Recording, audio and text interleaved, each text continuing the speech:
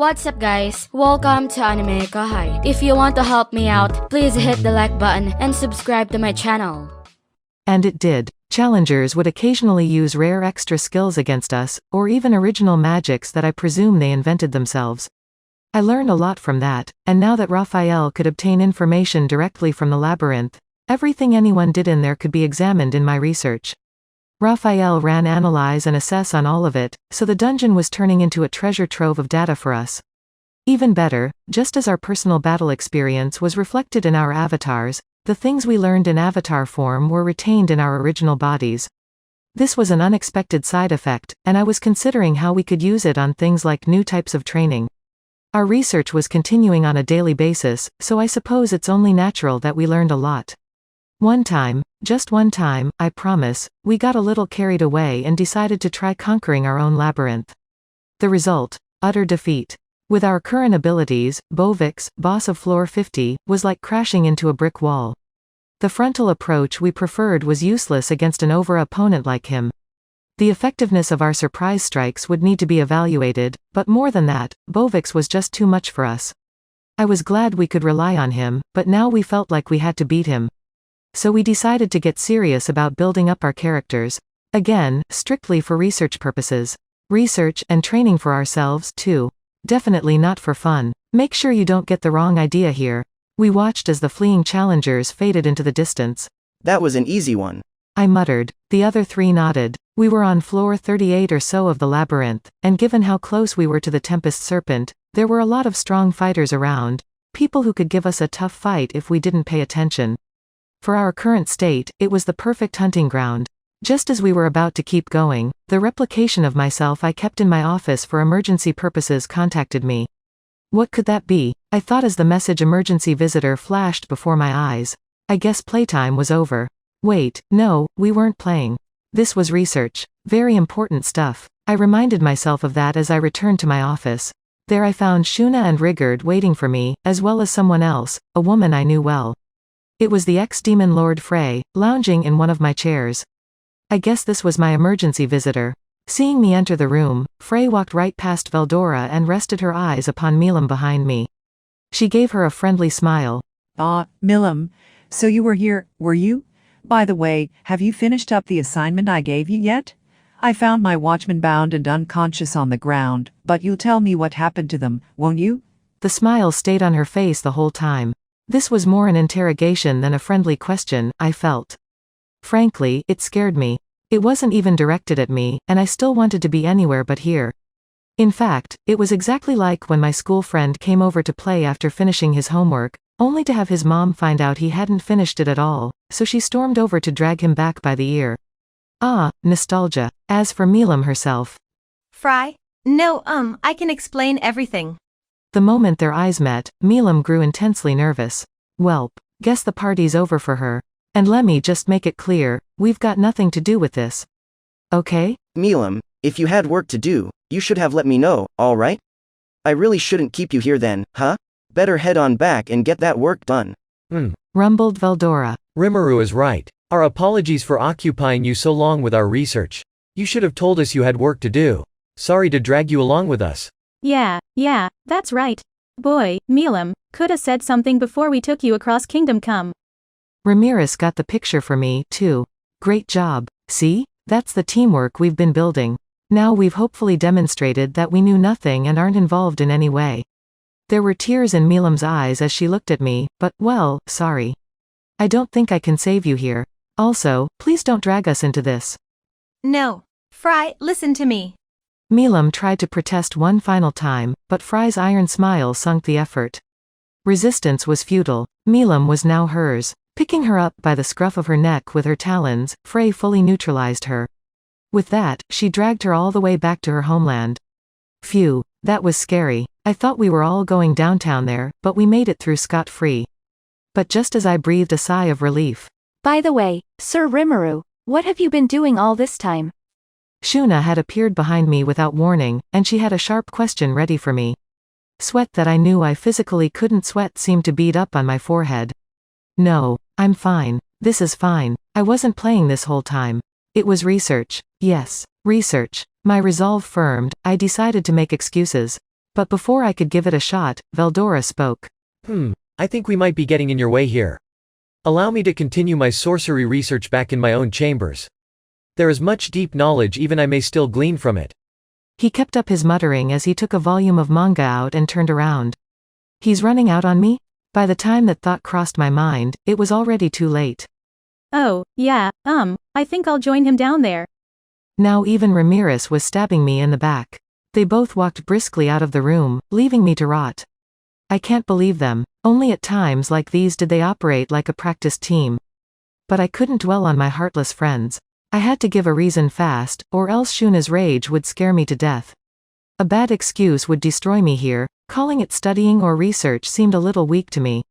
As I watched Veldora and Ramirez leave, my brain cells went into full operation, desperately seeking the best response. Damn it, I couldn't think of anything. But I didn't need to panic yet. If it had come to this, I had one last resort. It's time to shine, Raphael. Nope. No need to fear, I had Raphael, a font of wisdom, on my side. Come on, I begged my friend. Give me a shining excuse that'll get me out of this. And the result. Understood. There is no need to make excuses. Just stand your ground, and the problem will be resolved. Huh? No need to make excuses? What do you mean, just stand my ground? Oh, there you are, Sir Rimuru.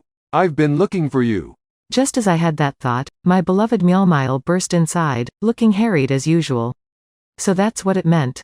Talk about Deus Ex Machina. Molly, you're a savior. Ah, hello, Molly. I was expecting you here soon. Following Raphael's advice, I stood my ground and acted like I planned for all this. Mjolmile gave me an odd look, but then began nodding, seeing the wisdom of playing along. Ah, glad to hear, Sir Rimuru. We've received a letter from the council, but have you had a chance to read it? It was in a very tightly sealed envelope, so I'm wondering if it's a request to visit them so they can deliberate over our admission. Huh? A letter from the council? They wanted to hold a conference to decide whether to let Tempest join them or not. So the moment had come at last. Really gotta hand it to Professor Raphael, though.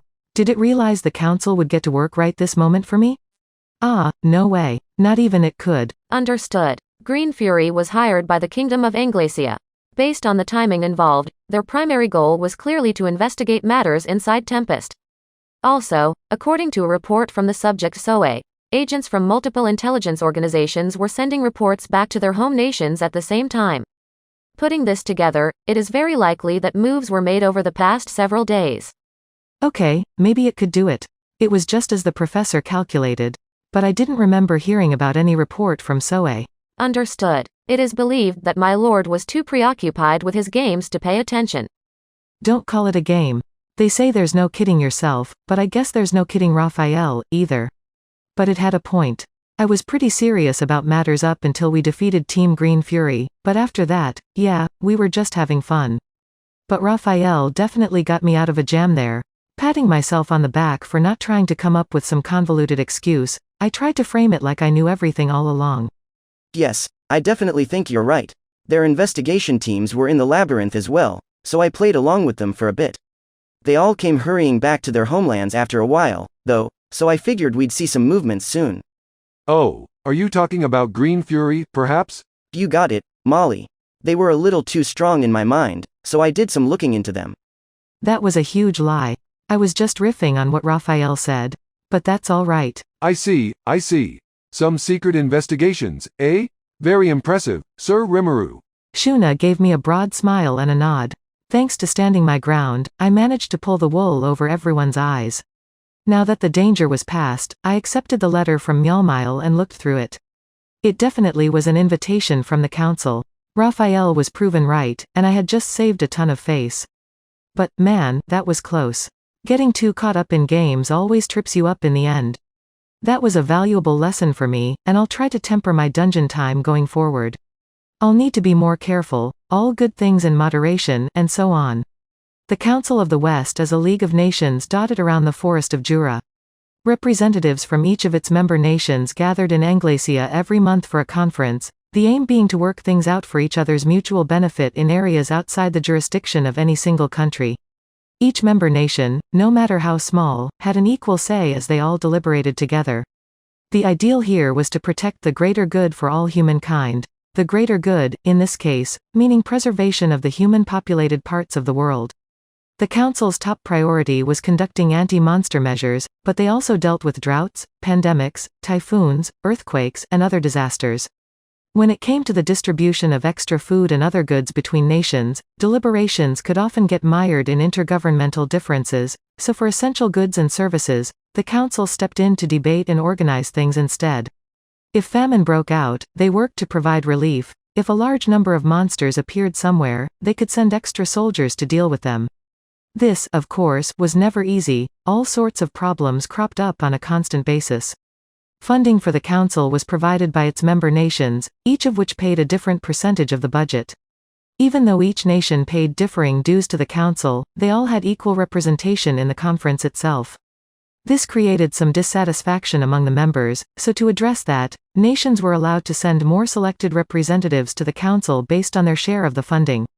Of course, that opened up the possibility of throwing the Council off balance, so regulations stipulated that member nations had to contribute a much larger percentage for each extra councillor they added. Despite that, a country sending more members inevitably meant they got to have a larger say in matters. With that in mind, the larger nations often paid several times the usual budget contribution so they could send several councillors over. As discussed, the Council's activities had no direct bearing on the interests of its member governments. Despite that, it was still a good place for larger nations to show off to the world.